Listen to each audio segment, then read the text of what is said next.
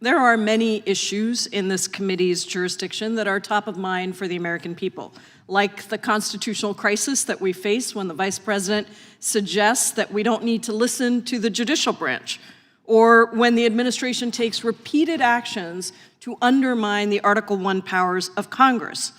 Or how about if we use this hearing to take on the giant profiteering corporations that use monopolistic practices to raise prices and drive out competition? Remember when candidate Trump said that he was vowing to reduce prices on day one? Well, here we are, almost 1 month into the Trump presidency, and not only have Republicans done absolutely nothing to lower prices, but their policies are actually driving up prices, as today's financial data showed. But instead of dealing with that, we're here wasting time on repeatedly debunked accusations of censorship, even as the real censorship is happening right before our eyes. Donald Trump's assault on free speech rights through a series of executive orders that dictate terms of allowable expression and identities, demand political loyalty from all civil servants, and punish anyone who dissents. One of the executive orders requires federal government agencies to, quote, remove all statements, policies, regulations, forms, communications, or other internal and external messages that promote or otherwise inculcate gender ideology, and to cease issuing such statements, policies, regulations, forms, communications, or other messages. This executive order has now been used by the Centers for Disease Control and Prevention to send out guidance prohibiting the use of terms like gender, transgender, pregnant person, transsexual, and non-binary. Mr. Aaron, how does this lead to direct or indirect censorship of employees in their role as private citizens? Well, I think it's very concerning, Congresswoman, the idea that in order to receive government funding to do scientific research, to provide health care, to provide community services, that you have to read from an approved list of words, or if you use one of the words that's on the banned list, you could lose your entire funding. You could have to fire your staff. You could have to get rid of essential programs simply to push, speaking of ideology, an ideological agenda. I think that's very, very worrisome and so unnecessarily cruel on top of it. Transgender individuals constitute a small but important minority of the federal workforce. They serve in public health, economic, and national security positions alongside thousands of non-transgender coworkers.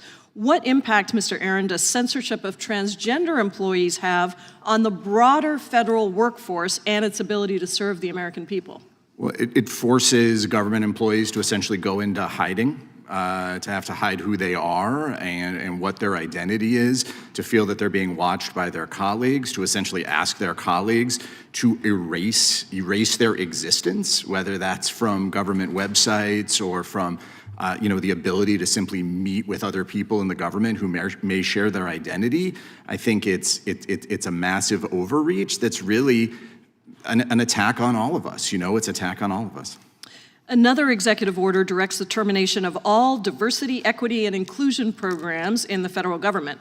As a result, staff at the National Science Foundation have been combing through thousands of active science research projects alongside a list of keywords to determine whether or not those grants should be halted.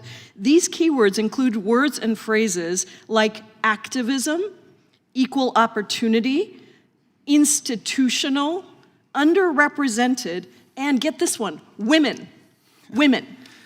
Do these actions, Mr. Aaron, constrain academic freedom or the ability of researchers to freely express their views? Well, it seems to be an insane way to decide what our scientific researchers or other researchers should be studying. The idea of cutting off funding via keyword as opposed to evaluating independent academic projects, as opposed to evaluating, is this a good cure for disease? Are we going to be able to research cancer? And the idea that that could be stymied or cut off because somebody used the wrong word, incredibly chilling.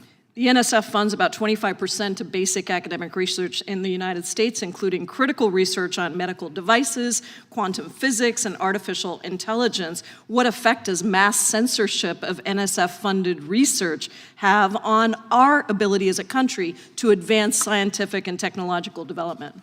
The scientists need to be in charge of the science. I think that's what it comes down to. The idea that we are making decisions about what our research priorities should be by inserting AI to look for keywords. AI can barely handle your airline reservations and get it right, or your searches online. So I think it's a big problem.